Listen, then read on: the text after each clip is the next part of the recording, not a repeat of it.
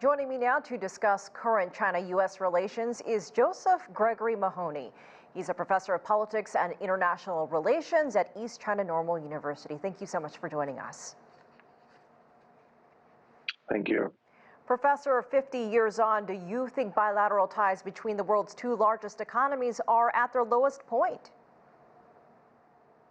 You know, I think we might quibble over whether they are worse now than a year ago under Trump. In fact, I think they are. And we can debate if this is the lowest point since relations started improving in the 1970s. And I think it's important to recall that there were several low points throughout this period, most memorably in 1989 and again in 1999. But the trend now definitely is downward and arguably in steep decline. But actual relations, actual trade is so much larger now, since trade relations were normalized in 2000. We still have a very long way to run down a very high mountain before we can say in absolute terms that relations are less. And, although we see disrespectful and even dehumanizing discourses from Washington about China, in some ways, the U.S. is treating China as more of an equal now, as a real competitor, versus a country it can simply dominate directly. And that's the brighter side, if you will, of darker developments. You know, there was a lot of speculation that relations could improve under the Biden administration and a swing in Congress following the Trump years. Why hasn't that happened, and could it still?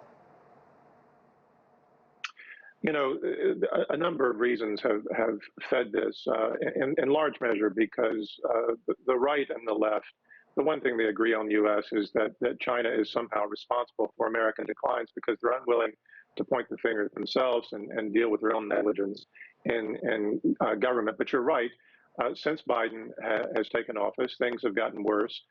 We've seen this from the beginning with the meetings in Alaska, with his efforts to orient NATO against China, his efforts to build the Quad alliance against China, his push for AUKUS, whereby the U.S. has proliferated nuclear weapons to Australia against China, his support for troops in Taiwan, his mixed messaging on Taiwan and the one China policy, his refusal to reverse Trump's trade war. So there was some hope that he would take a very different approach to China when he took office. But I think a sober assessment must conclude the situation now is more difficult than under Trump.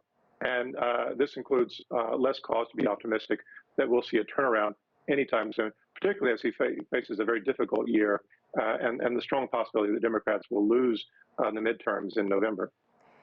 There was a lot of talk that climate change was the one big area where both countries seem to agree. Is that in jeopardy? Well, in absolute terms, it is right to see the climate pact signed by China and the U.S. last November as the best chance to improve bilateral relations, because it does offer what is now a rare positive element and a somewhat unexpected one given the broader context of anti-China hysteria in Washington. And we must absolutely support this pact and build upon it if possible to increase goodwill and cooperation between China and the U.S. But we must also consider whether the U.S. is sincere about fighting climate change at all, given the inconsistency we've seen over the past several years, given the fact that we might see another major policy shift with the next presidential administration, and given the fact that it's quite difficult to cooperate with China on climate change when so many other U.S. policies are aimed directly at undermining Chinese security and well-being.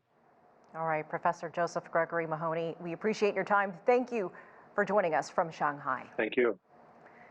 Concern rising